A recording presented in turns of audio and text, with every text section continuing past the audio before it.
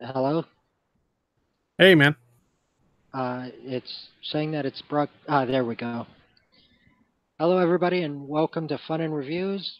Here today with Tipster Gaming. Hey, how's it going, guys? Uh, have a lot to go through today, don't we? Yeah. Um, so, Memetroll has gone after you again, or has he not stopped so far? Honestly, he kind of never stopped because what happens is he does the, trademark disputes against my channel to try and get my channel taken down.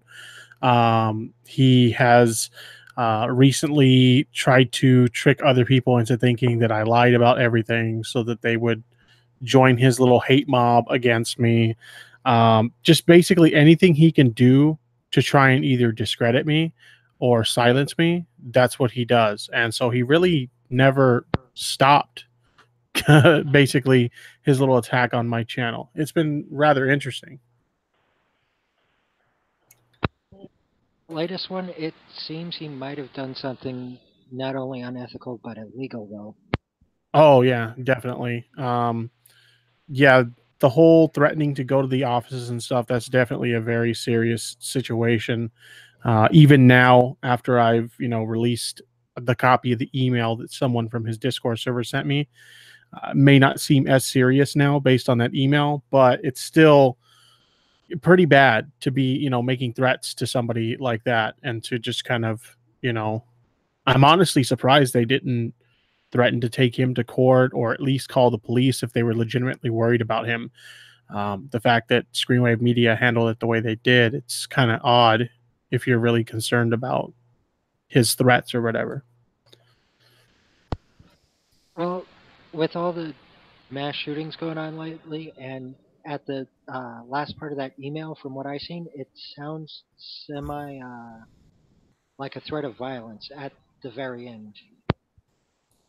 Yeah, I definitely see the concern with that, and that's possible. It seemed like he was really pushing for legal threats in the email. I think what happened was not necessarily that he was threatening violence. I think it was just he is so frustrated by this situation because at this point, the guy, if I had to guess a ballpark figure of how many trademark disputes he submitted against my channel, it has to be at least 20. So he's probably pretty pissed at this point that his trademark disputes haven't resulted in my videos or my channel being taken down.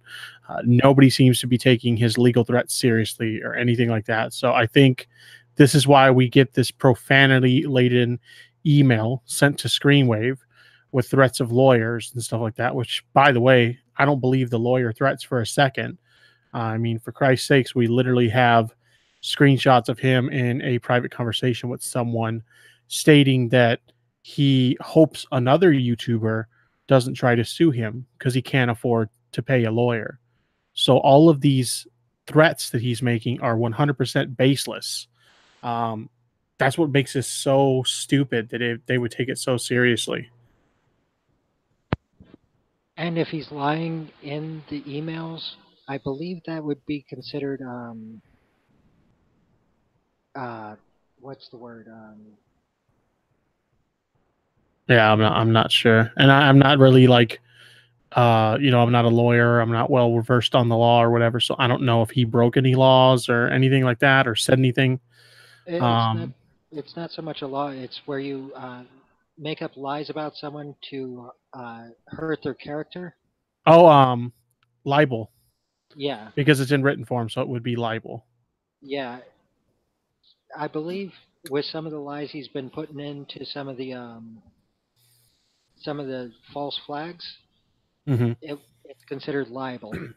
Yeah, and if I really wanted to, take him to court over it, and keep in mind, I've had some pro bono lawyers reach out to me who've seen this stuff, and they're just kind of like, "We can take you on if you want to," and I'm like, "I'm not gonna go that far with this little scrub. Like he's not worth it at that point, you know. I'd rather like a lot of people seem to think that I'm really worried about this shit. And as far, even though this situation has gotten pretty far and it's like really insane that he would go that far to try and get back at me, At the same time, like I'm looking at this and I'm just laughing my ass off this whole situation. Uh, it's pretty crazy to see the lengths that him and not even just him, but his buddies will go um, when they don't get their way.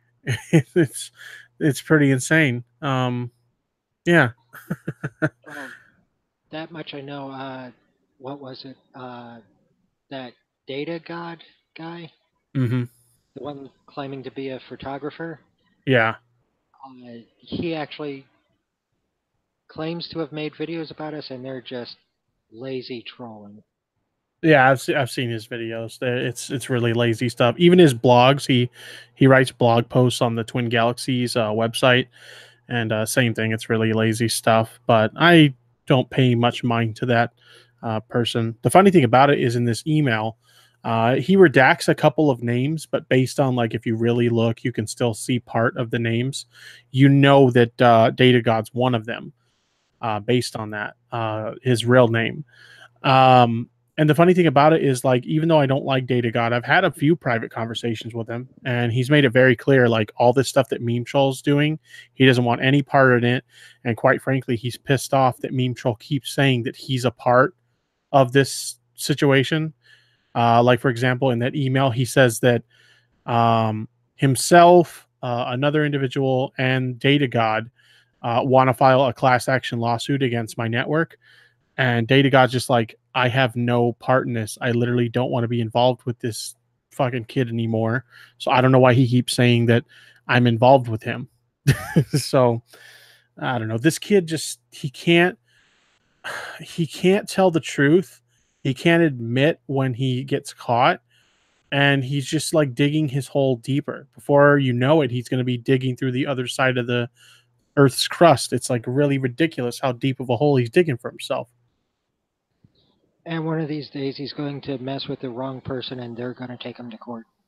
Yeah. Well, that's an interesting thing is he posted a video on his channel. It was meant to be a channel update, but in the comments, he actually has a pinned comment related to all this shit that's going on.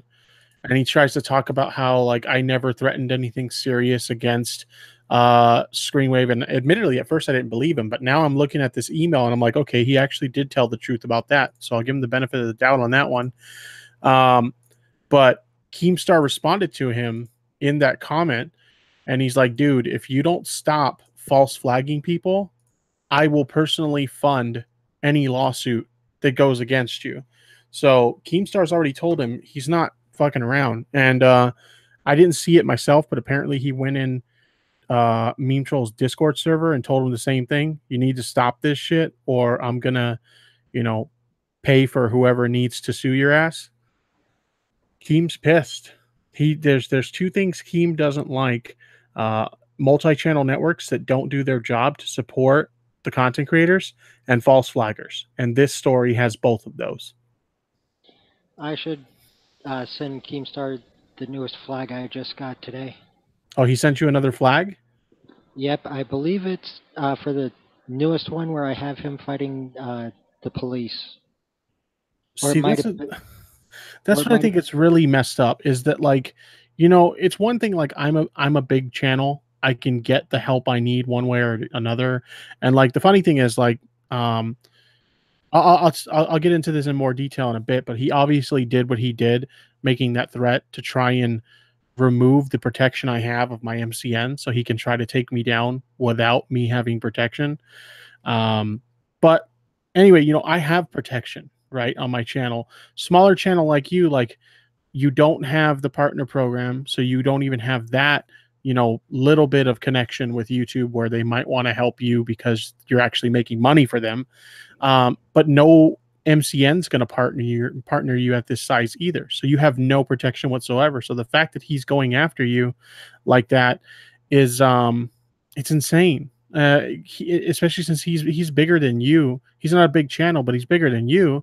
So he's just kind of beating up on the little guy. It makes him look like an even bigger piece of shit. I may be a small channel, but I do have some higher tier friends though. Right. And I The think we've talked about that before, like in the past, just in private.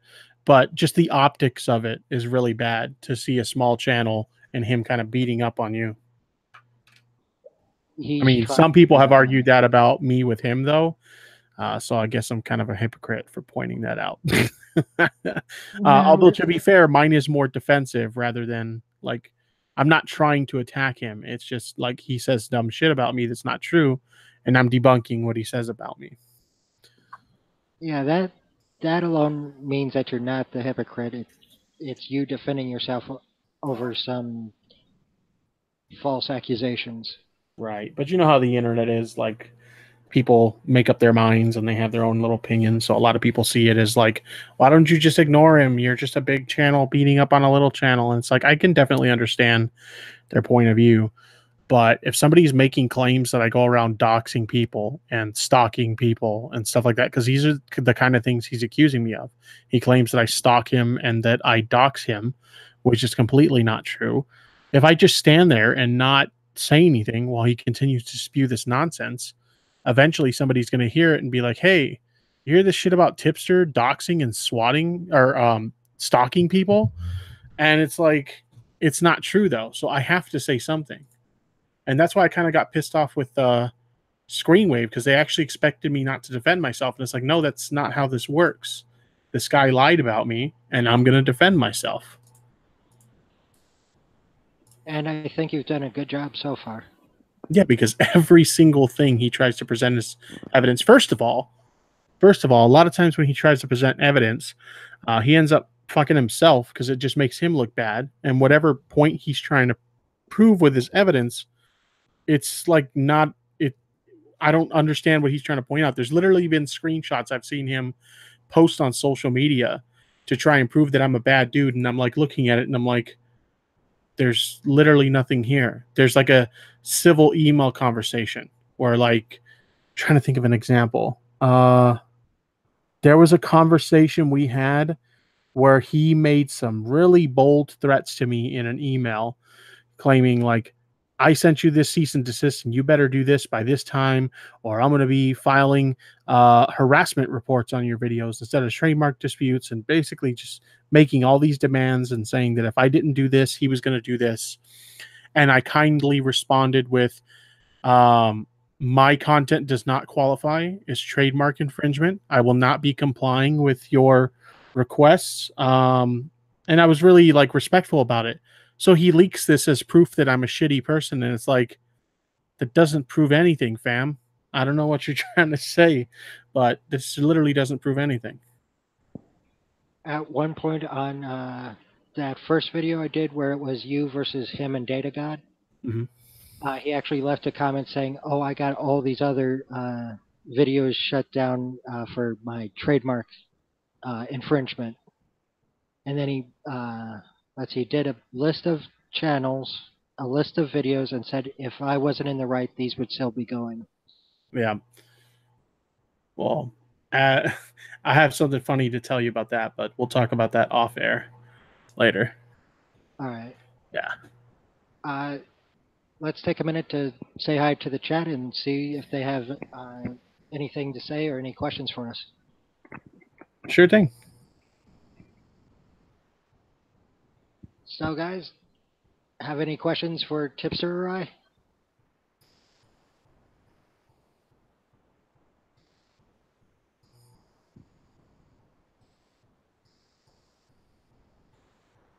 Sorry, there's usually a lag between what we're Right. saying now and when it goes to YouTube.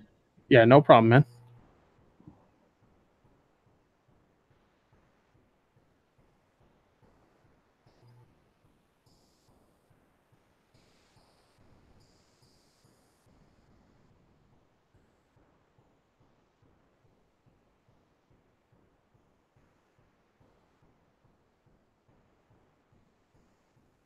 Let's see. Dragnet Tangard asks, "What do you think is the next step?" Um, honestly, I'm just gonna keep doing what I do. Right now, I just edited an update video related to the new, details that were sent to me. So I'm gonna do an update video on that. It's already edited and it's already ready to go. I'm gonna upload it after I get off of this interview. In terms of like other stuff, though, I've already secured a new multi-channel network. In fact, if anything, Memetroll did me a favor because I have a better revenue split, and this particular network was willing to give me access to the top tier support level that usually only very large channels get access to. They were willing to give me that to sign with their network. So, if anything, Memetroll really helped me in this situation. He tried to kind of fuck me, but he really helped me. Otherwise, I'm just going to keep doing my content. You know, I'm having a blast with the kind of content I make right now. I'm really enjoying what I do. So, uh, the big next step is just going to be to, you know, upload tonight's video and just kind of keep chugging along, just keep doing what I got to do. And I'm sure Memetroll will still stick around and try to start shit. And now his buddy Rudy is claiming that he's going to get involved too, and that's fine. They can do whatever they do. But my new MCN will have my back now. Glad to hear it. Yeah. Are you able to tell us who the new one is, or are you waiting until it goes into effect? It's already in effect. Contracts already been signed. They're already linked to my channel and everything. But I will not be revealing who the new MCN is because I don't want him to try to pull this stunt with them as well. That would be fun to watch. Yeah, it would be fun to watch, but I think I'll avoid that. I don't think I'll tell him who the new MCN is. I once he hears about it though, not who it is, but that it happened, I'm sure it'll put a big smile on his face. You think so? Oh, I'm sure he's happy that he helped you. Oh yeah, he's giddy as can be. I wouldn't be surprised if he's watching right now. So he's probably ecstatic. He's super happy for the tipster that he secured a newer, better MCN that's going to line my pockets with more money. Which, keep in mind, I don't make a whole lot of money, but the revenue share is a lot better than Screenwave was offering me. And like I said, I got that top tier level support that only channels that with at least 100K subs gets access to. So thanks, fam. I appreciate it. Much love. You won't hear me say this about a lot of people, but meme, fuck you. Honestly, he gives me a good laugh. You know, I mean, I understand my audience is really upset with what he's doing. And I would be lying to say if like when he does something, like the very moment he does something, do I get pissed off? Yeah, sure. But once, you know, like the blood stops boiling and I've had some time to cool off, I look at this shit and I'm just like, this is fucking hilarious that this guy would go this far to try and do this shit. Like, he has no idea how merciful I am because I literally have lawyers, especially since this like Keemstar thing went public and now Keemstar's involved with it and everything. I have pro bono lawyers knocking on my door willing to do this case for free and bury this dude in court. And my response is, nah, I don't want to take it that far. He's just a troll. And personally, I gotta admit, I kind of find it funny that he you know, is willing to go this far over what essentially amounts to I just didn't give him enough attention. That's what really started this whole thing. Yeah, I later exposed him or whatever, but this was going on before that. He literally got pissed because I wouldn't give him attention. Well, I'll say this: you're a better man than I am because I really do want to take him to court right now. Uh, Alpha Numeric 54 asks, any hard feelings with Screenwave? They wimped out big time. Originally, and I was talking with you when we were offline about this, but originally I had no hard feelings. Originally, when they told me that they had gotten a threat from this guy, I actually was very sympathetic. I was like, okay, I totally understand their reason for dropping me. They have to protect their employees. I get that.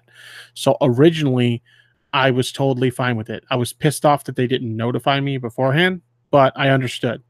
Now that I've actually seen the email and I see what Memetroll threatened them with, I'm like, really? You guys cucked out to that shit? That's what he said that had you shivering like little bitches? So I literally have no sympathy. And that's one of the things that I'll be talking about in the video that I'm going to be putting out, literally in bold letters on the thumbnail. It says no sympathy for Screenwave Media because I don't have any sympathy anymore. He cucked you guys that easily with a baseless legal threat. He didn't say that he was going to come harm anyone. And that's originally what I thought. I'm like, if they're willing to drop me for this, he had to have said he was going to shoot up the place. He had to have specifically targeted employees with threats of harassment. I was just thinking, like, all these thoughts flowed through my mind of what the fuck did he say to scare them this much? And when I see the email and I see that all he did was make some bullshit legal threats, that's what scared you. And I think what's really funny about it is they currently have a partner in their network who I will not name because he actually happens to be a friend and he's a good dude. And I don't want to rope him into the situation, but he's a larger channel. He has hundreds of thousands of subscribers. This guy gets death threats every single day, constantly. He sometimes attends events orchestrated by Screenwave Media, and they make threats that they're going to come to those events and harm him. He's still on the network. I'm not. That's pretty fucked up. It's because they get more money from the hundreds of Exactly. thousands of It's the viewers. numbers. It's the numbers. I don't have the numbers, so I don't matter. Exactly.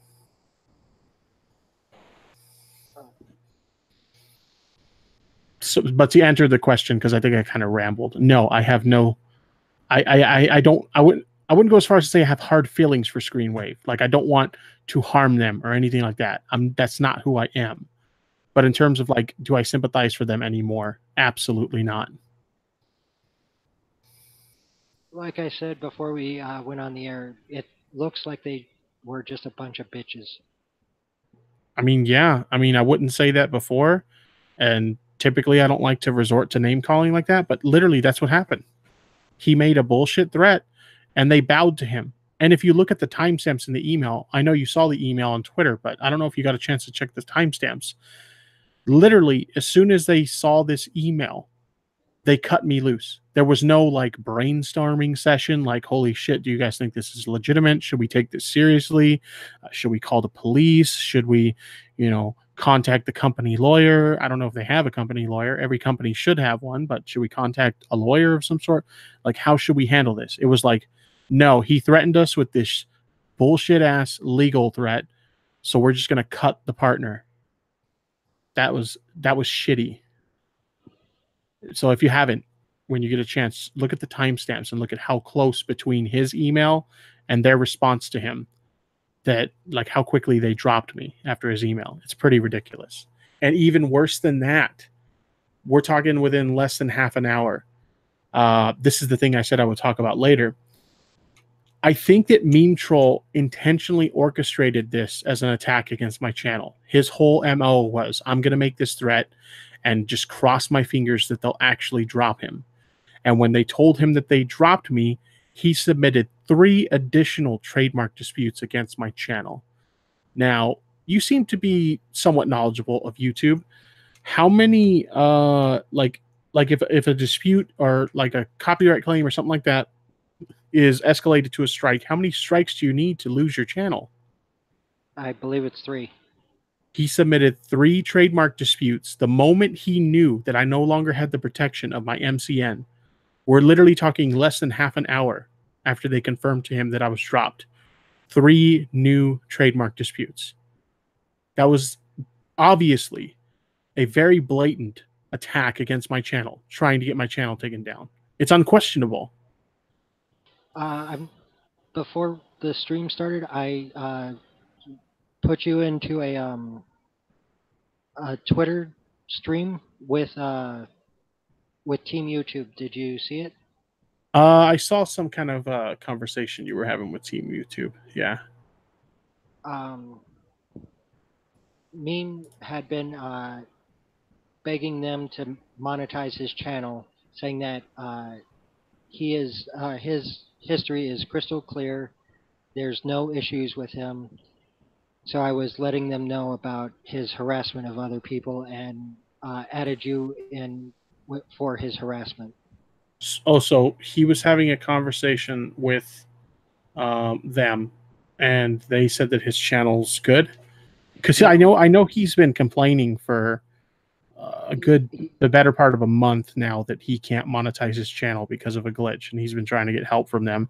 And here's the funny thing: if he wasn't such an asshole, I would have been more than happy to help him get in contact with someone who could have helped him with that issue. he was complaining. He was begging them to monetize his channel, saying, "Hey, he was the one that claimed that his channel was crystal clear." They were saying, "Oh, try this and this and this." Let's see. Dragnet Tangard asked, given that you're coming under attack now from another of Memetroll's friends, what can you do to stop your vids being taken down by frivolous complaints? I mean, the first thing to understand is that, let's say they go the route of like a copyright claim. YouTube took a lot of shit. I want to say a year and a half, maybe 2 years ago, for just basically anytime somebody submitted a copyright strike, like they wanted to take down something, they were just like red stamping everything, like, yeah, approve, approve. And they got a lot of shit for that. So they've beefed up their support staff for that to where they legitimately review this stuff to make sure it's not stolen content.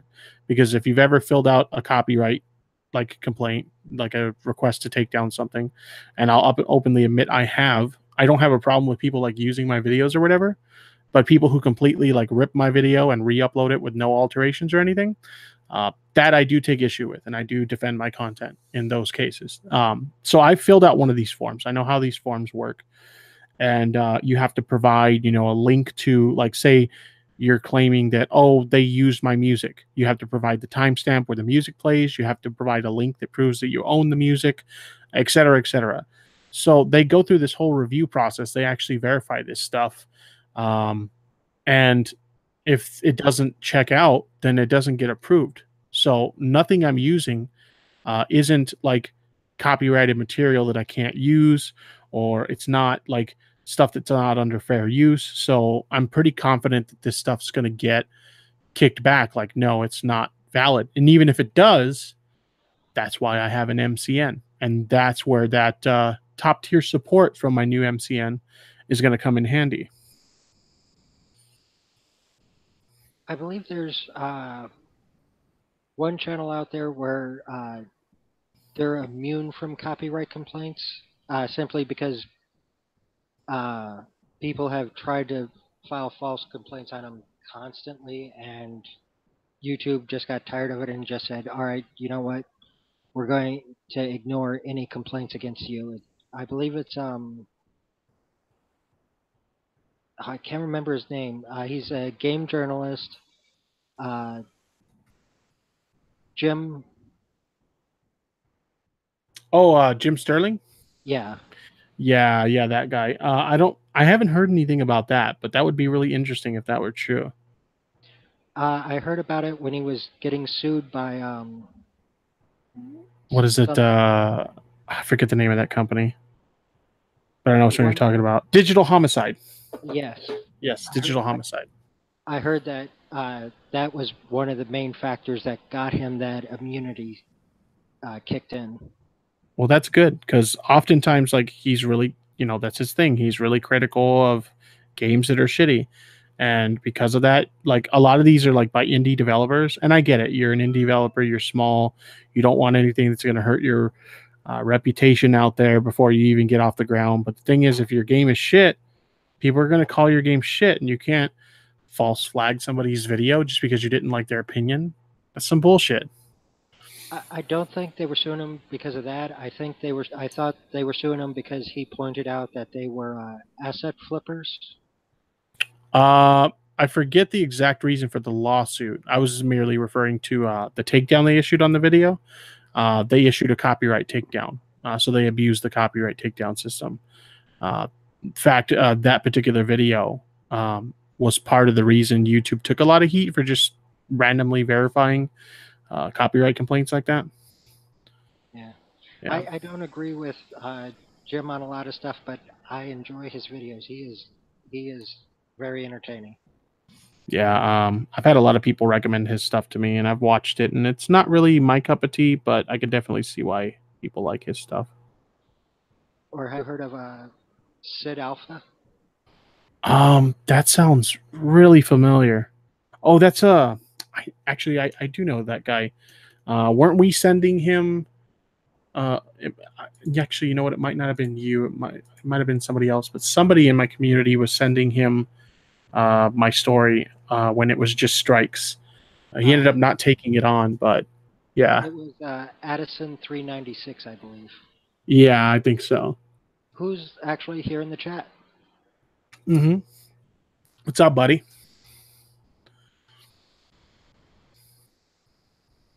Let's see. Let's. How about we do a little bit of something a bit more cheery to talk about than lawsuits and the usual. Sure, man. All right. Before we went on, we were talking about games we would like to see up upgrades for. Mm-hmm. Are there any remakes you'd like to see that aren't Um, already out or coming out? One I would really like to see, and you could argue that it was technically already done on the 3DS, is I would love to see like a modern remake of Ocarina of Time, Zelda Ocarina of Time. I mean, the 3DS version is really cool, but I'd love to have something like that on the Switch. So that would be a good one. And like the Holy Grail, like Dream Game, to get remade. And you could argue this one's already been remade too, but I'd like to see a proper remake. Would have to be 007 GoldenEye. If we can get a proper remake for that, that would be excellent. But because of the licensing complications with that game, it's never going to happen. You don't count the one from 007 Legends or the remake that came out for the I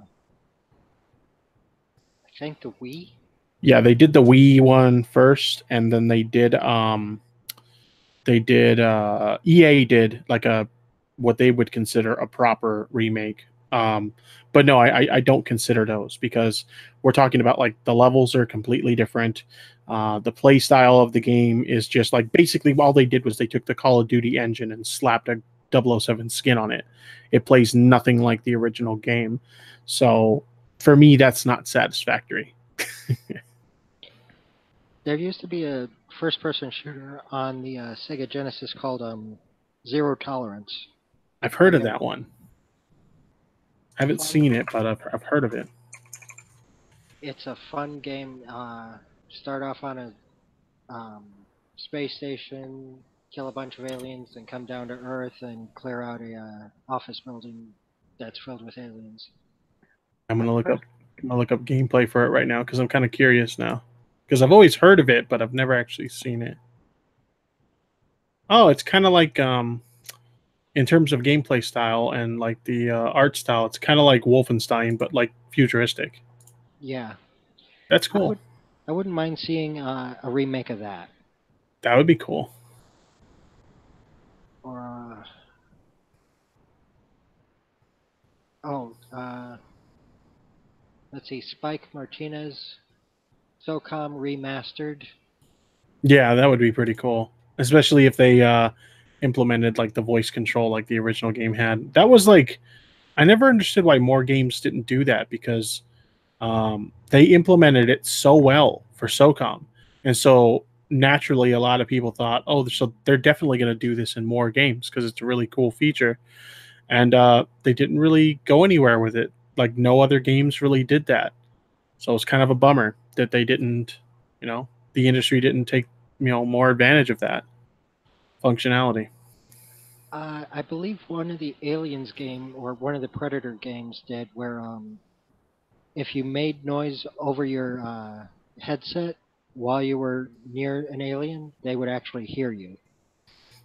The most annoying implementation of something like that I've ever seen was I think it was Dead Rising 3. It was whatever was the first Dead Rising on the Xbox One. The Kinect had the microphone in it, and if you made any loud noise in your room, the zombies would be attracted to you. That shit was so annoying, especially since I live in a house full of noisy people. Holy shit, I can't tell you how many times I got killed because the dog started barking in the background or some stupid shit.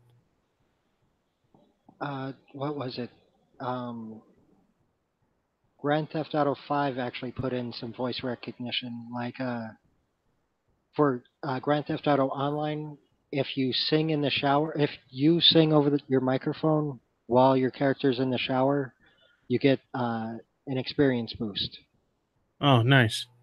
Or if you yell while you're holding up a gas station, it makes the guy behind the counter stuff the money faster. Ah, gotcha. Yeah, I heard that they added some kind of voice functionality to it fairly recently, but I wasn't. I didn't really look into it since I don't play the game. Let's see, Alphanumeric 54 Duck Hunt remastered. That, That would be great. especially if it lets you shoot that dog when he laughs at you. Yes, please let us shoot the dog. Oh, I remember a while back somebody made a mod of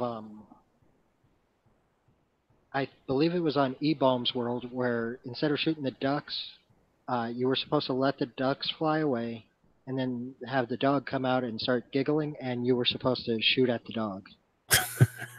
That's awesome. Everybody wants to shoot the dog. I actually have a pretty funny painting in my room that my brother in law did for me, and it's actually a duck playing duck hunt, and he's getting ready to shoot the dog. Oh, what was that other one? You remember on the old Mortal Kombat games, uh, you had that guy that popped up and always said "whoopsie." Yeah, that's an interesting thing. A lot of people think he says whoopsie, but because of the poor quality audio, you can't hear what he's really saying. If you hear it better on the arcade version, he's actually saying toasty. Huh. Yeah, it's really weird. Everybody says whoopsie, and I thought for the longest time it was whoopsie too, but it's actually toasty. Really weird. When I was in school at the time that that came out, and one of the some of the other kids said that there was a code you could put in where you could rip off the guy's head. Yeah, there was all kinds of crazy myths with those games. Let's see. Spike Martinez says Ubisoft put voice control into a few of the Tom Clancy games. Oh, that's cool. I'm Let's actually see. gonna send you via Twitter DM a picture of that painting because it's pretty cool. All right. Let's see. I'll bring it up.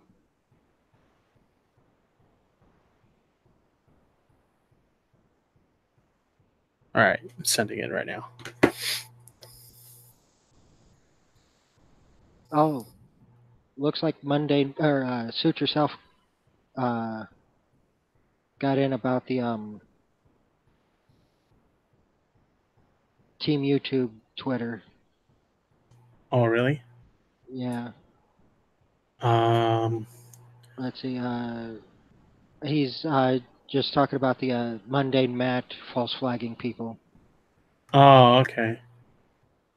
Let's see, I think I follow suit.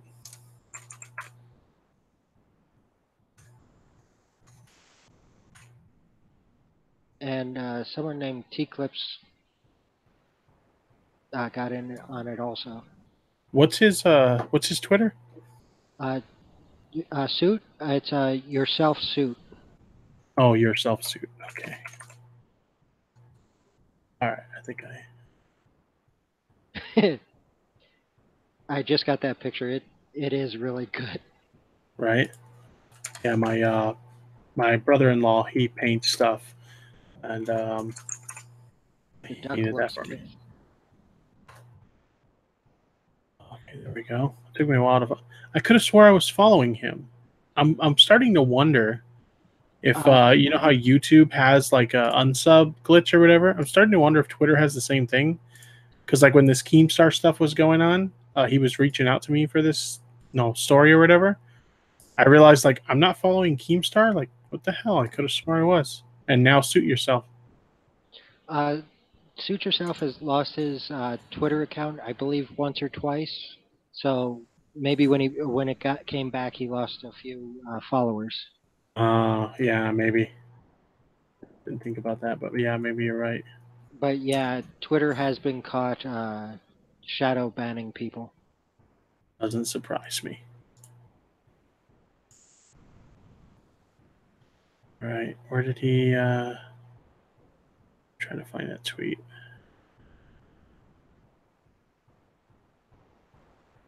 Anyway.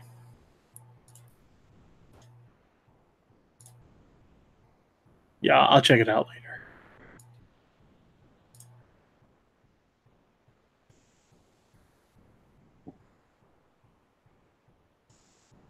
So, chat, any other questions or comments for us?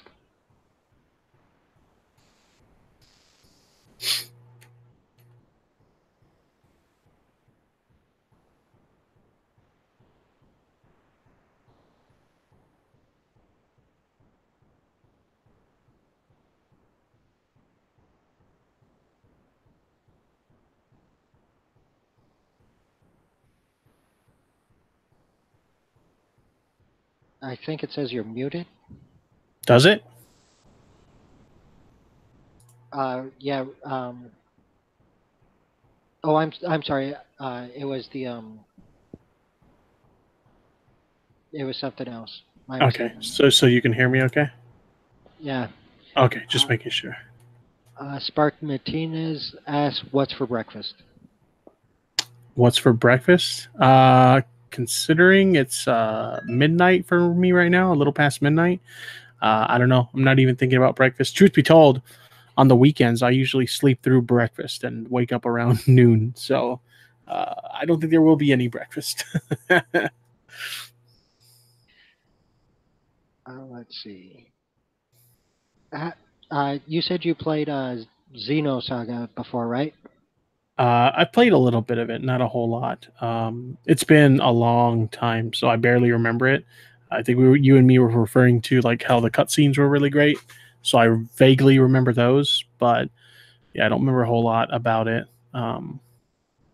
Which is weird because I used to own the game not too long ago. I had to sell it, needed some money, but it was in my collection, and I never got a chance to play it. When I found a copy, I found a copy really cheap at a local like flea market, and never got a chance to play it. But I played it, back when it was like a newer game, a little bit. I I miss it. One of the more memorable parts of it was when through the story you end up in a city prison and you're going through the sewers because something's been going around killing people, and even with how bad the gameplay artwork was, uh, the uh, the video clips were awesome, but the play area,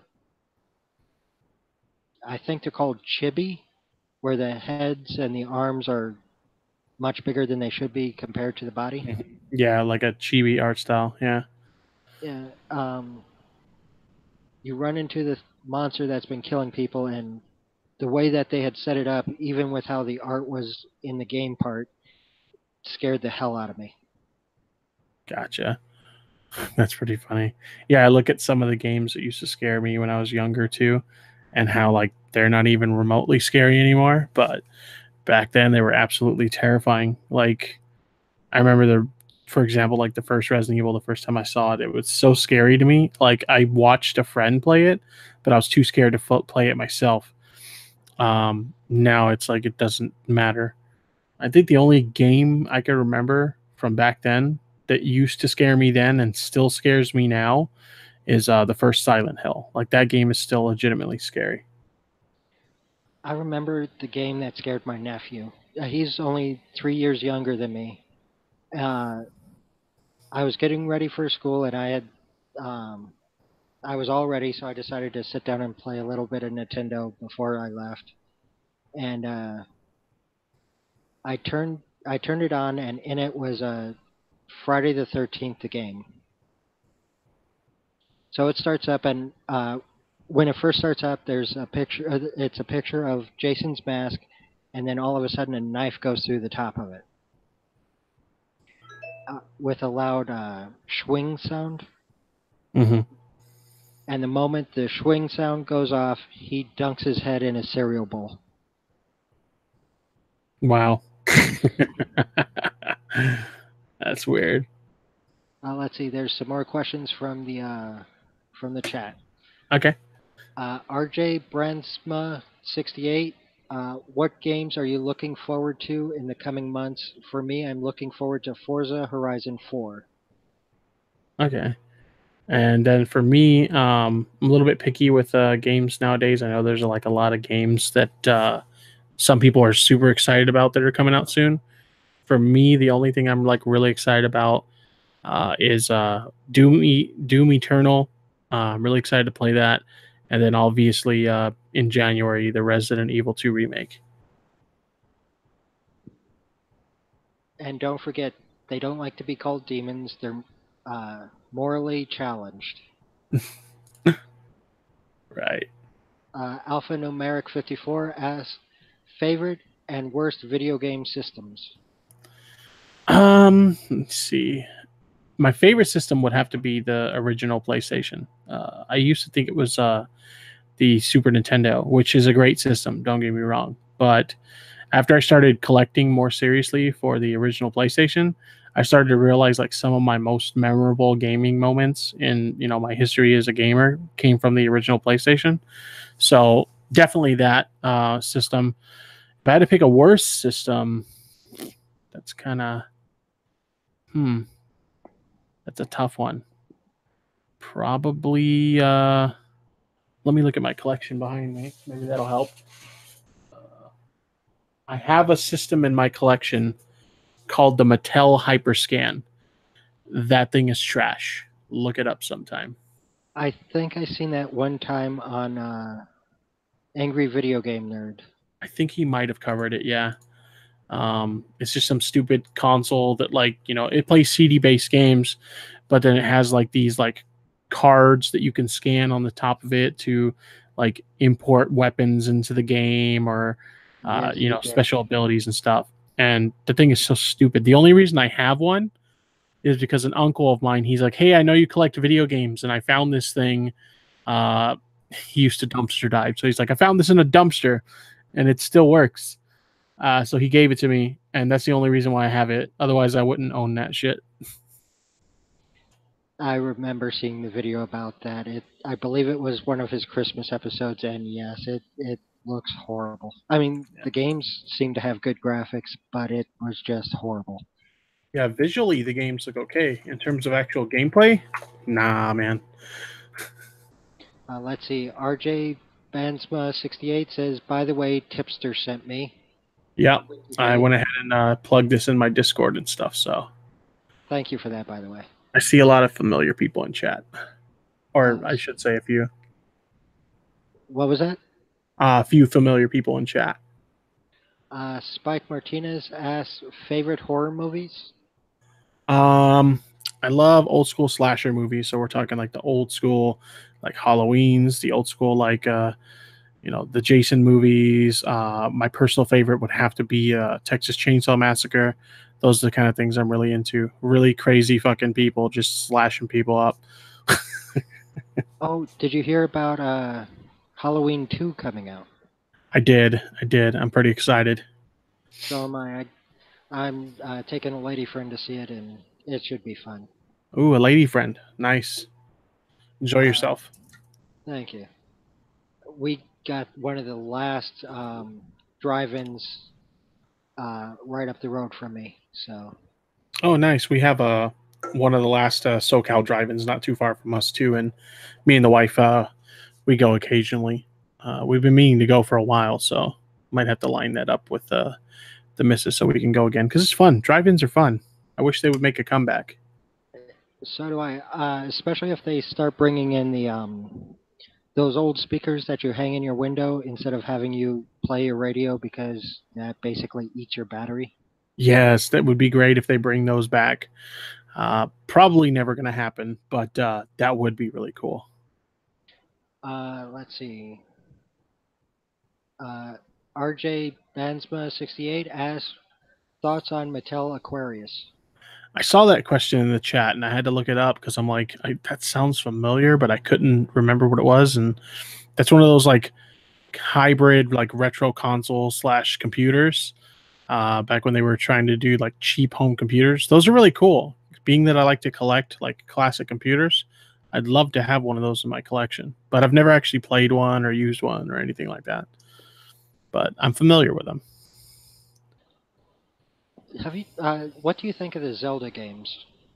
Um, I'm not as big of a fan as like a lot of people are, but I do enjoy them. Like I have like my few favorites. I like the Link to the Past on Super Nintendo, and then I mentioned Ocarina of Time earlier. I really like that one, and then Link's Awakening on the Game Boy. Those are probably my personal favorites. But like I'm not one of those diehards that I have to play like every Zelda game or whatever. And then Breath of the Wild. Breath of the Wild is a fantastic Zelda game.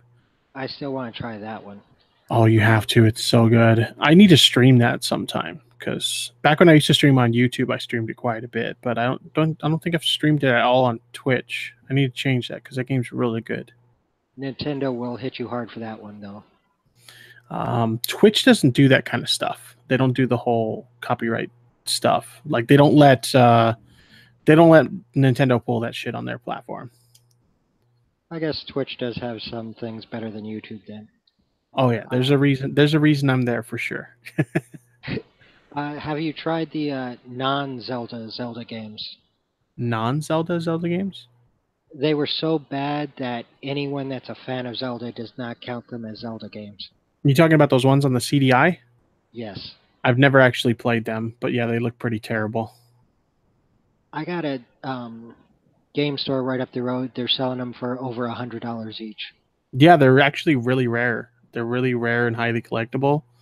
But yeah, they just look terrible. I've never had the privilege, I guess you can call it that, of playing them though. Yeah, I've been let's. to a retro store that had them, so I've seen them. I've held them in my hand, but I've never actually played them. You used to play shooters. You said. Did you ever play any of the Alien versus Predator games? Sadly, no. I never got a chance to play any of them. I always heard they were really good too. In my opinion, the best Alien versus Predator is the one on the Atari Jaguar. Yes, I've heard of that. I have a Jag, and I need to get a copy of that for it because I always hear that's like the Jag. You know, is a pretty shit console, but that's like one of the good ones. Like if you own a Jag, you have to own that. And then supposedly the Doom port's pretty good too. With the only downside being it doesn't, if I remember correctly, the Jaguar Doom doesn't have background music, which is weird. But other than that, it plays great. Yes, if Atari ever wants to get into, well, they've already gotten into that retro market, but if they want to make some money, release the retro Jaguar with even if they just put that game on it, they'll make money. Because, like I said, it's out of all the Alien versus Predator games I played, graphics aside, that's one of the best. Nice. Let's see. Alphanumeric 54 says, "What's the coolest fan mail you've ever gotten?" Well, one time somebody sent lube to my fan mail, to my PO box, and me and the wife had a lot of fun with that. No. In all seriousness, I have a pretty prominent supporter of mine over on Twitch, and he sent me a package full of like a bunch of Resident Evil related stuff. I don't remember everything that was in there, but like there was a Resident Evil Code Veronica Claire action figure in there, and there was like a Resident Evil hat. So that was really cool for sure. Um, but yeah, the lube was kind of fun too. Uh, Spike Martinez says, "If I'm not mistaken, I believe I remember reading that John Romero considers the Jaguar version of Doom the best version." Yeah, I think I heard him say something about that too because it's got like the visual fidelity of like the PC version. It is lacking the music, which is a bit of a bummer. But it's got that high quality of the PC version without the ridiculous load times of the PC version. Let's see. Uh, One other game that was on the Jaguar that two that I really liked was Theme Park and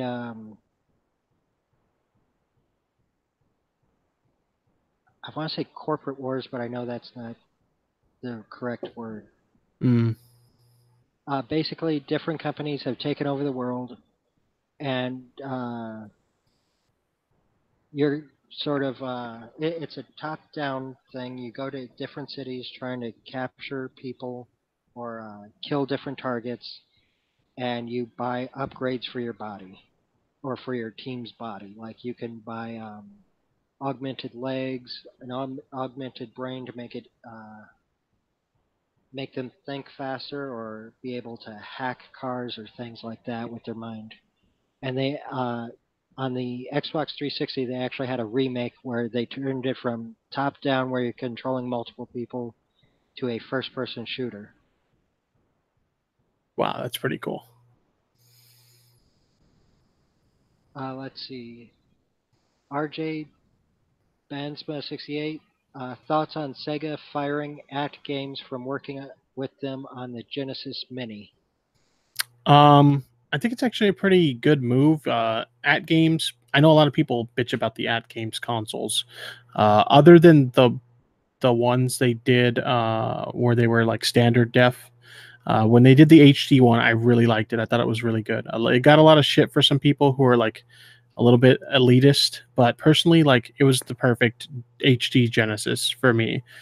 But it would be nice to see some other company kind of take the reins and try to do something because other than those HD Genesis clones, ad games didn't do too well with some of the previous ones. So it would be nice to see another company kind of take over and maybe have the potential to do something better than what ad games was able to do.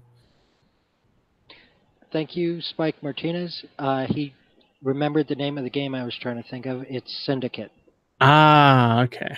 Cool, cool. I was wondering why it's like, why is this guy randomly saying Syndicate? Gotcha. Uh, how would you feel about Sega getting back into the uh, console wars? Being that I was like, I wouldn't say I was a big like Genesis fan or like even like Saturn. I wasn't lucky enough to have a Saturn until my adult life, but I definitely loved me some Dreamcast. Like the Dreamcast was like an extremely high note to end on. So if they could pull off something as memorable and as like, you know, what's the word? Like just something that the community can really attach themselves to and really, really get behind, like the Dreamcast, the way that they were able to get the community behind that system. That would be awesome. I know that it'll never happen, but it would be amazing if they could, for sure. I have some fond memories of that. Not so much playing the Dreamcast, but watching my brothers play it. Uh, they were playing a game called Blue. Uh, Was it what's that game called? I know which one you're talking about, but Blue. I want to say Blue Grinder, but I don't think that's it.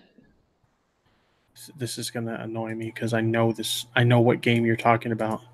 It's Resident Evil on a Blue Stinger. yeah. Yeah, I could have just looked on my shelf. I own that freaking game. It's a good game. Yeah, it's a pretty good game. But they were playing it, and it got my brother got to the part where he's fighting the giant crab with a car on its back, That's weird. and my other brother was watching him because they were taking turns. When one would die, they would hand over the remote, and my other brother had hearing problems, and Mm. so my brother was fighting the giant crab, and he says, "Looky, looky, I got hooky." Mm. And my brother with the hearing problems just looked at him. I don't think anyone wants to know that. Why is that? Dude, you just admitted that you got herpes. That's funny. That's a good one. uh, yeah, at times like that, I really enjoy just listening to them go back and forth because they enjoyed insulting each other. Oh That yeah. was we lived in two different states at one time, and the way that they would communicate was over AOL, and they just went back and forth about airplanes, like suck my exhaust pipe. That's Huh. funny. Damn, the old school days of AOL Instant Messenger. I used to spend a lot of time on AOL Instant Messenger. I think was it late last year or early this year they finally shut that service down. No. Well, they got rid of AIM, but AOL is still around and they started charging for it again. Yeah, yeah, AOL is still around, and just AIM AOL Instant Messenger they got shut down. I actually used it. It was really funny. I was able to get one of those. I don't know if you remember in the early days of smartphones, they had like multi apps where you can log into all of the messaging apps like that into one app. And so I found an app like that, and I was able to remember the login information for my old AOL account. And so the last day that the service was still live, I logged in just to see if by any chance any of my old friends were logged in. And sadly, no, nobody was logged in. But it would have been cool to have a nostalgia trip and have a conversation with someone on there the last day that the service was available. Did you ever play EverQuest? No, I didn't, unfortunately. I hear it was really good. Oh, it's still around. So the people who created it will not let EverQuest die. But Oh, so is it kind of like RuneScape was until recent? Well, it was just recently, I think RuneScape they closed the classic servers, but they've been running for like ever. So oh it's no, they open up new classic servers because people like being able to unlock each expansion, like work up to a certain point, kill a bad guy, and have it unlock part of one of the expansions that came out. okay. But they won't let it die because EverQuest, when they were with Sony, it was their baby. Mm, I wish they did the same about what was it? I wish they felt the same way about Star Wars Galaxies. mm, But I brought that up because EverQuest used to have this thing where even if you weren't logged into the game, they had a messenger where you could talk to people that were on your friends list, and okay. it looked like AIM, but more, but like a scroll instead of an friends list. Let's see, Spike Martinez. I did the same and was able to message a friend's phone with it before they shut it down. Uh, Cool. I hadn't talked to the dude in a long time, so that was pretty cool. Nice. RJ Bradsma 68 fans brought back Toontown Online as Toontown Rewritten, and it's free. Never heard RJ, of it. uh, it was sort of Disney's version of EverQuest. Oh, okay. RJ Bradsma 68, You've Got Mail. That's old Branson school. Branson Olson SWG used to be so good. It was really good. Then they made it to where you just had to click to become a Jedi instead of having to do a huge, long, unwritten quest line. The way uh, Star Wars Galaxies used to work, whereas instead of choosing a class, what you did was you did certain things and get enough experience in order to unlock different skills, and you could choose what skills you wanted to unlock at the time. Gotcha. And in order to become a Jedi, you not only had to get master certain skills, you also had to visit certain places, perform certain tasks, and kill certain bad guys. And as you progressed, uh, there was a command that you would type in, and it would say, "You're not glowing, but you're sparkly." And Mm, the further along you went, the more you glowed. Then, after all the everything was met, you would become a Jedi, and if you died, you would have to start the character all over again. wow. But that's only if you became a Jedi. Otherwise, you would just respawn. Let's see, Spike Martinez. What are the best MMORPGs these days? I've never really played one. I'm really looking forward to WoW Classic because I've always been really curious about World of Warcraft, and I've kind of tinkered with it like ever since they opened the ability to play the first 20 levels for free. So I've tinkered with it a little bit, and it seems pretty interesting. I'd like to play it some more, but everybody always tells me it was so much better on the vanilla build. And so when they announced that they were going to relaunch WoW Classic to bring back vanilla WoW, that's when I said, okay, when this comes out, I'm going to try this. I'm finally going to pay for a subscription and actually try it out. Cool. Me personally, I'm still stuck on EverQuest. I used to actually be a guide on EverQuest and EverQuest 2, so I'm brand loyal. But non-Sony game, I'm gonna have to say Star Trek Online is actually really fun. Okay. Let's see, RJ Bransma. Hopefully you remember this. Welcome to Good Burger, home of the Good Burger. How can I take your order? I hate that fucking movie. I hate that movie so much. I don't know why. Like everybody loved that movie when it came out. It was right at that time when I was still pretty young, and everybody was obsessed with that movie. And I just thought it was like the stupidest fucking movie ever. I still remember the skits. I cringe when I hear that fucking line. Let's see, I do have a favorite line from that movie though. Uh, what was it? I'm your mother and your father now. Well, I guess you look pretty naked, pretty weird naked, don't you? Good one. Good one. Spike Martinez. What? Good Burger is the shit, dude. It's dumb as hell, but I love it. To each their own. It's just not for me. Let's see. Do you remember? Are you afraid of the dark?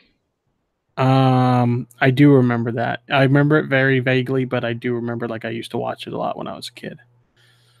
Have you heard any of the theories about it? No, what's up with those? Uh, well, you know how people like they watch the old shows and they come up with their own idea about what's going on, like how in Rugrats all the kids were just figments of Angelica's imagination, and they're all actually dead. Oh yeah, I did hear something about that. That's pretty trippy. Uh, the Are You Afraid of the Dark one was that all the kids telling the stories are actually dead, and they're telling the stories to live out their fears so that they can pass on. I'd love to like, pick the brain of the people who kind of worked on these shows or created these shows, kind of brainstorm them and kind of ask them, "What do you think about these theories?" And it would be fucking hilarious if they're just like, "That's just fucking stupid. That's not what we thought at all when we created that show." Actually, some of these theories have turned out to be true, like SpongeBob. You know how the town is named Bikini Bottom? Hmm. There was a theory that Bikini Bottom is actually right off the coast of the Bikini Islands or Bikini Atoll Islands, Hmm. where they tested the nuclear weapons, and that everyone living in Bikini Bottom are just radioactive mutations of things that were there during the nuclear tests. Yeah, I did. I heard about that one. The creator of SpongeBob actually said, "Oh yeah, that is the right place." Crazy. Uh, let's see, Spike Martinez, "Are You Afraid of the Dark" was dope, and Bikini Atoll. Thank you again, Spike. He's on top of his game tonight, huh? I'm one of these days going to have to do a little game. Like, let's see, another one. Gilligan's Island. There's several theories for that one, where everyone's dead, and Gilligan is just sort of an angel keeping them on the island because they're not good enough to get into heaven and not bad enough to get into hell. and Gilligan's actually an angel just sort of watching over them. Mm. Speaking of Gilligan's Island, anytime I think of that show, um, I always think of this one particular episode that always fucking traumatized me when I was a kid. And anytime anybody brings up Gilligan's Island, that's the first thing that pops into my mind is that fucking episode. It's the episode where the giant spiders kind of chasing them around the island. You ever see that one? It sounds familiar. I wonder if I could find a clip of it on YouTube. But like every time somebody mentions Gilligan's Island, that's the first thing that comes to mind. It's almost like it mind fucked me as a kid. Maybe I just got a dirty mind, but first thing I think of when I think Gilligan's Island is Marianne and Ginger. I don't blame you, man. They're still hot. Yes. Let's see. Spike Martinez asks, is, I'm sorry, RJ Brandsma 68 asks, is mayonnaise an instrument? Spike Martinez asks, an instrument of what?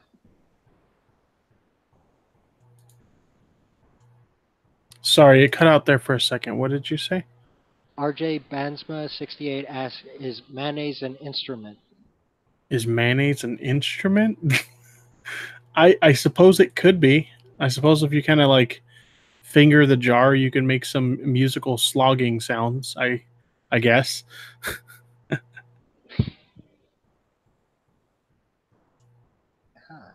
Huh. Spike Martinez asks, an instrument of what? Uh, RJ Brandsma 68 says, one of the shows I grew up with was The Dukes of Hazzard. I remember seeing a few old episodes of Dukes of Hazzard. Sent you a link to that episode to check out later. I don't know why, but as a kid, this episode of Gilligan's Island freaked me out so bad. I'll check it out right after the stream. Yeah, definitely. Oh, actually, one thing I was thinking of for the channel, every now and then showing old royalty-free movies like Last Man on Earth. You talking about like stuff that's in public domain? Yes. Yeah, that would be really cool. I've watched a few public domain movies on YouTube. Like for example, I really love what is it? George Romero's zombie flicks. And the first time I saw his first zombie flick, um, I forget what it's called. Was that one Land of the Dead? No, it wasn't Land of the Dead. Night of the Living Dead. Night of the Living Dead. Yeah, the first time I ever saw that was on YouTube. It's on here. Uh, oh, uh, Ghastly was at, Ghastly and AP used to show movies like that. Like the last one I seen them doing was Shogun, I think it's called, Mm, where the American guy is shipwrecked in Japan, becomes a samurai or a shogun. that's It's cool. like an ultra long movie that was made back in the 70s, I believe. Cool. They would watch through that and just sort of pause it at certain parts and just make fun of it, sort of like a Mystery Science Theater 3000.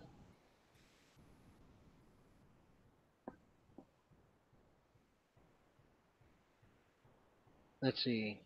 Spike Martinez. I'm going to do my own interpretation of Stomp, but with food condiments. Good one. Alpha Numeric 54. What goals do both of you have for your channel at this time? You want to go first, Tipster? Sure. I mean, I'm just really having fun, making the kind of content I'm making right now. So I'm just going to continue to do that. I mean, I have some like pie in the sky goals where it would be really cool if I could reach them. Like at the very least, I'd like to earn, my silver play button, hit 100K on the channel. I don't know if that'll ever happen, and I won't be disappointed if it doesn't. It's just one of those things where, hey, that'd be kind of cool.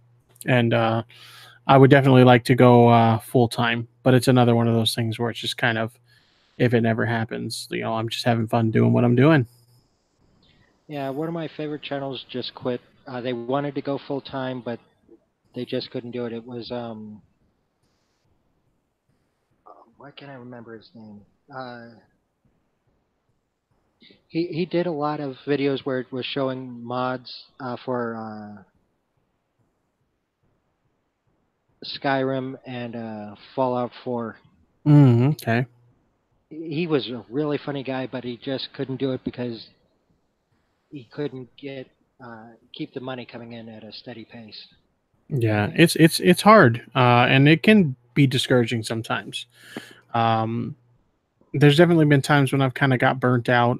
One thing that I have to say to creators, and a lot of people are concerned about this because they're constantly beaten to their brain, you got to be consistent with content and you have to upload videos every day. And so, like, a lot of times you'll see these creators who are burned out and they should probably take a break, but they won't do it because they're fearing, oh no, it's going to ruin my channel in the algorithm. If you need a break, take a break, even if it's just a week, just take a week off. Um, your well-being, your mental well-being and your health and all that stuff is far more important than making videos.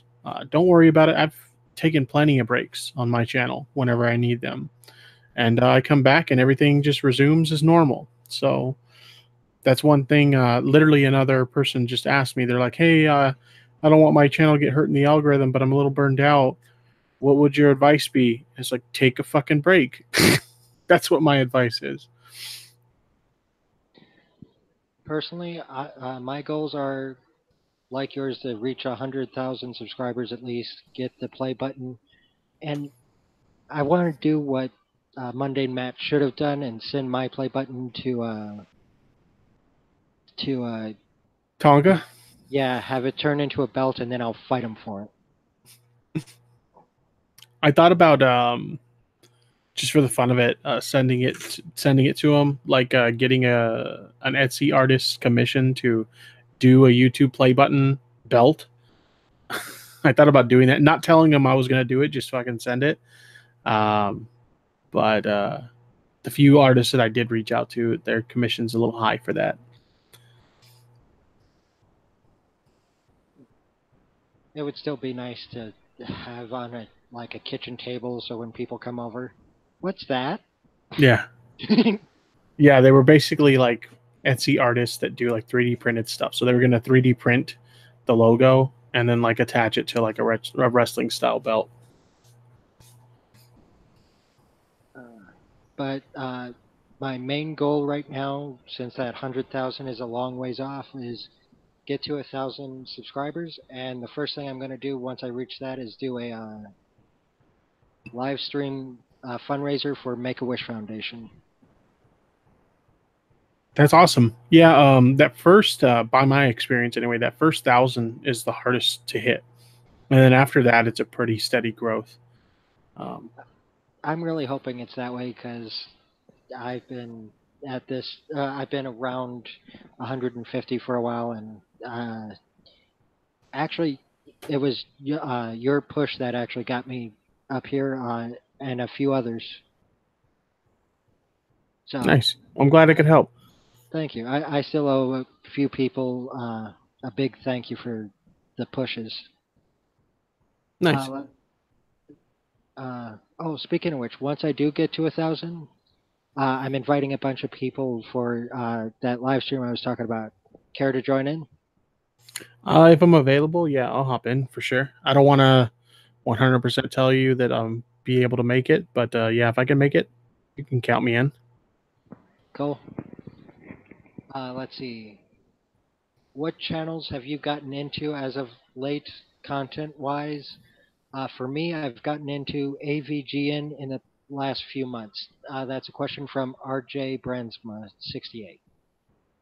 Me personally, I find myself listening to a lot of podcasts now. I don't have like a lot of time to watch YouTube so much anymore. And truth be told, it just kind of seems like a lot of creators, they're not, I wouldn't go as far as to say that they're not creating like good content. It's just content that doesn't appeal to me anymore. A lot of channels have kind of changed direction or whatever recently. But podcasts are great because I have the YouTube Premium, so I have the background play on my phone. So oftentimes I'll use that so I can listen to podcasts while I'm working. So I listen to a lot of podcasts and podcast style shows. The H3 podcast, Baited, whenever there's a new Baited podcast. Um, Listening to the Kumite with Tonka Saw, occasionally the Ralph Retort, stuff like that. Basically, just like talk show style stuff that I can just kind of listen to while I do my work. One that I'd recommend for you is the Fright Power Hour. Never heard of it, but you're about to earn them a sub, fam. Fright Power Hour Yeah, it's Ghastly and Angry Pepe. on Golf City Live. Yes. Oh, I've seen one of their things before. I think I was in a private chat with Tonka and Failure, and they mentioned one of their shows to me. So I've definitely listened to them once before. Don't think I'm sub though. No, I'm not. So, well, now I am. They have a few shows. Before AP went out on his own, he had a show where it looked back at different decades. They got one episode out called uh,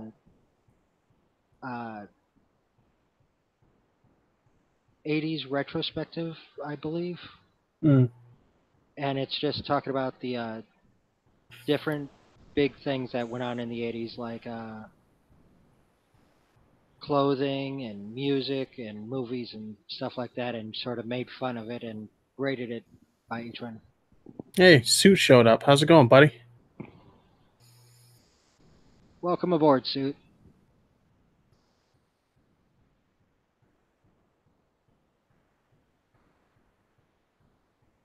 A while back, Suit and I got in, did a collab on a news report.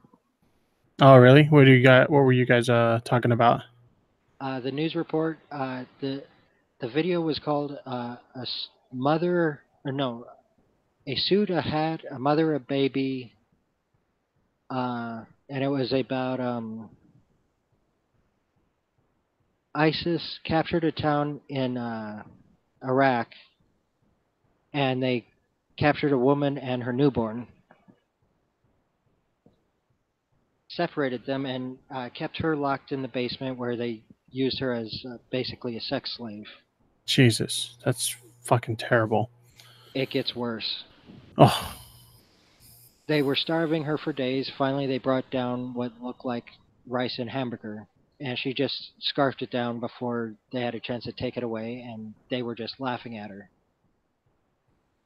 Sorry for messing with your meals if this uh, with this memory suit. So she scarfed down the hamburger while the terrorists were laughing at her, uh, and they said, "Hey, we're glad you enjoyed your time with your baby." wow. Holy shit. Yeah, That's fucking terrible. couldn't find any big news places that were covering that story, so Suit and I did it. Damn. That's fucking dreadful. There's some fucked up people out there, man. Yes, there are. Yeah.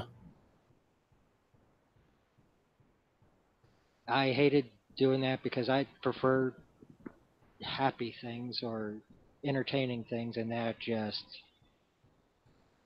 learning about horrible things like that just messes with you. Yeah. You prefer a world full of rainbows and sunshines.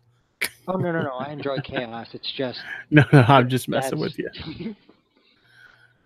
and in Okay.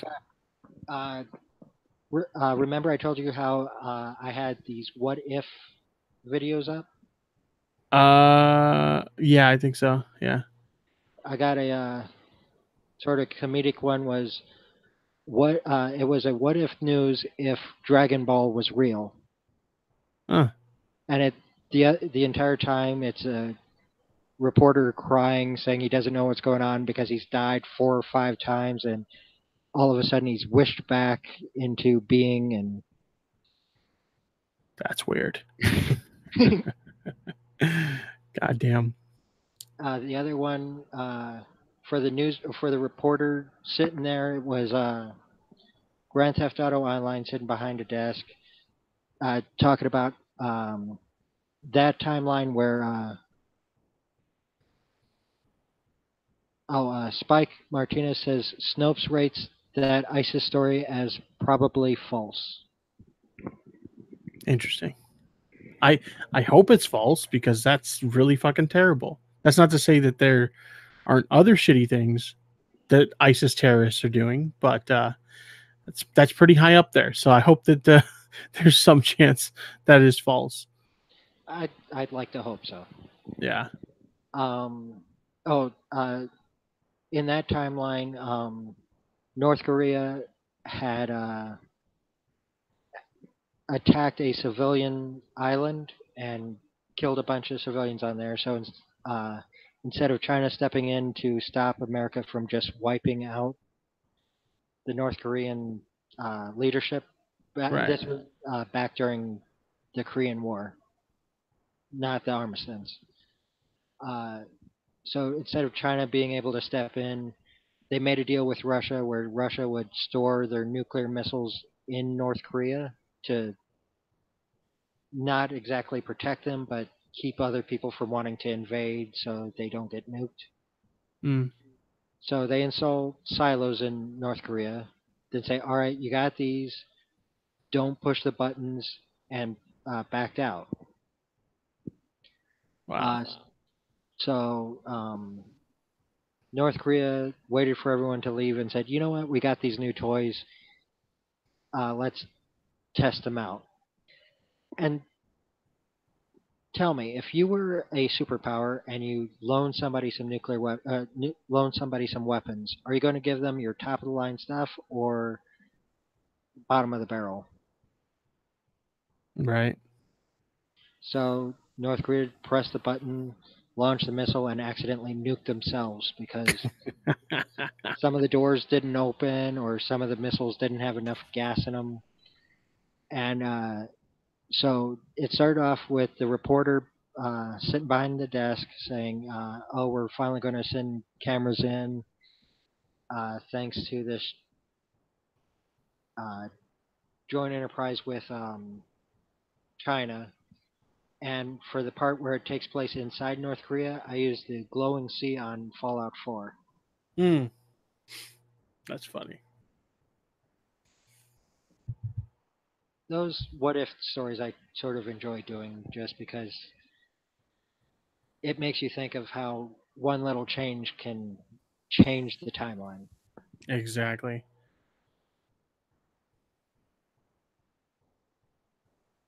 Let's see. Did you have any questions or comments for the chat? No, I think I'm pretty good. Just enjoying having a chat with you for sure. The only thing I would say is that I am gonna have to duck out in a little bit, but yeah, this has been fun. It's been nice chatting with you. You too. Hope to do it again sometime. Oh yeah, Hopefully, definitely. hopefully after all the funny business is over, though. Yeah, seriously. That's still I mean, realistically, it's been solved already.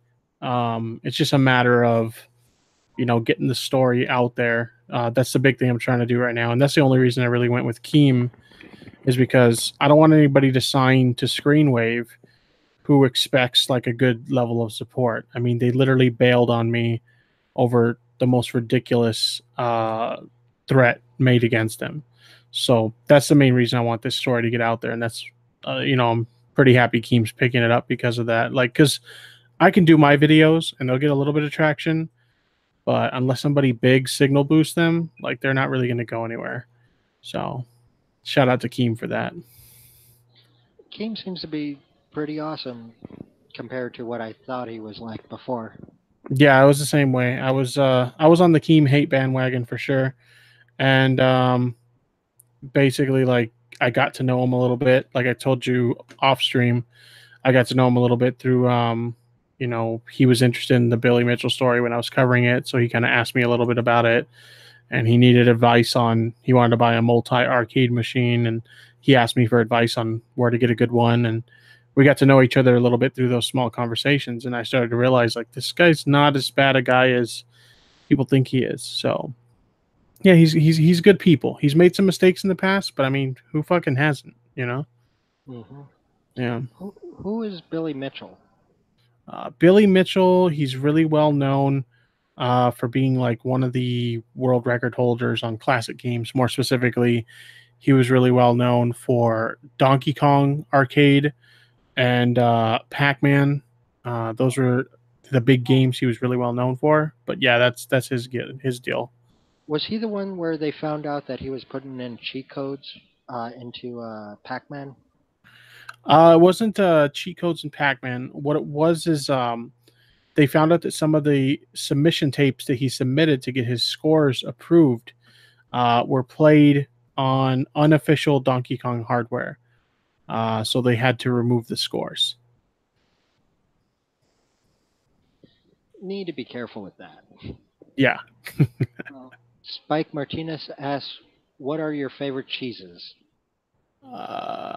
I don't know. I don't really think much about cheese. If I had to pick, uh, I guess I'll go what I put on my sub sandwiches, which I usually go with Swiss.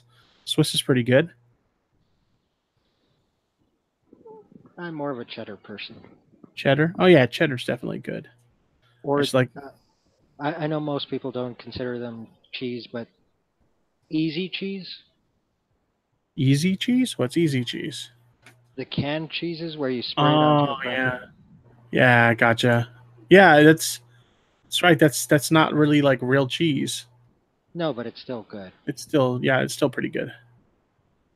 Uh, Spike Martinez, I'm afraid that is incorrect. The correct answer was cheese in plastic. Cheese and plastic. That's become kind of a meme on my stream. Lately, I've had I try to buy like little snacks, just little things to snack on sometimes when I'm streaming, because a lot of times those streams get really long, and then I feel like really fucking hungry afterwards. So I'm like, maybe if I get something just to snack on while I'm streaming, I won't have that issue so much. And so I got you know how like sometimes in like little convenience stores or whatever they'll have that combo where it's like beef sticks and a stick of cheese. You ever see Yes. those? Well, they make those like in big packages that you can buy at like Stater Brothers or like other grocery stores. I just casually mentioned a grocery store that probably most of the people in the audience don't even know exists, but a grocery store. Um, but yeah, I bought some of those, and whenever I eat the cheese part, there's a couple people in my chat that make a big deal about cheese and plastic, and I'm just like, I don't understand it, but I mean, hey, you guys do you, man. There's the convenience store right by me. They sell this thing. It's string cheese wrapped in uh, pepperoni or salami. That sounds amazing. It's actually kind of tasty, Yeah, it sounds pretty damn good. Damn. especially if you have some pizza sauce to dip it in. Oh, man, see, stuff like that is why I'm fat. I have no shame in admitting I enjoy eating. Don't take that away from me. Fuck off. All good cooks are fat Yeah, pretty much. I don't know how Chef Ramsay stays so thin. because he's too busy yelling at people to eat. What the fuck are you doing? I just want to see one of the chefs just take a sandwich and shove it into his mouth while he's yelling at him. This dish is a travesty. Shut up and eat it anyway. Right. Oh man, I like that show he does where he basically takes over other people's restaurants and tells them everything that's wrong with it. I forget what that show's called, but that show's so good. Watching him just like literally lay into people in their own business establishment. That shit's I funny. I know which one you're talking about. It's on BBC America constantly. Yeah, yeah. They should I just can't remember what it's called right now. they should just rename BBC America into either the Ramsey Network or Mr. Bean? Spiky says he'll tell you how Chef Ramsay stays so thin. Cocaine. Probably. Maybe. All right, man. It's Well, flour. It's flour. it's past 1 a.m. now, so I should probably get going. But it's been nice chatting with you, man. Like you said, they'll have to do this again for sure. Looking forward to next time. All right. And Well, I hope all you guys in the chat have enjoyed also. yeah, it was fun. All right. Have a good night and have fun with Memestar helping you out so much. Yeah, seriously. He's been more than helpful. Like I can't thank him enough for how helpful he's been. I owe that guy. Uh, and I'm sure he's about to get help into a courtroom pretty soon. Maybe. All right. Well, take it easy, man. You too. Have a good night. All right. And you guys in the chat, have a good night as well. Have a good night.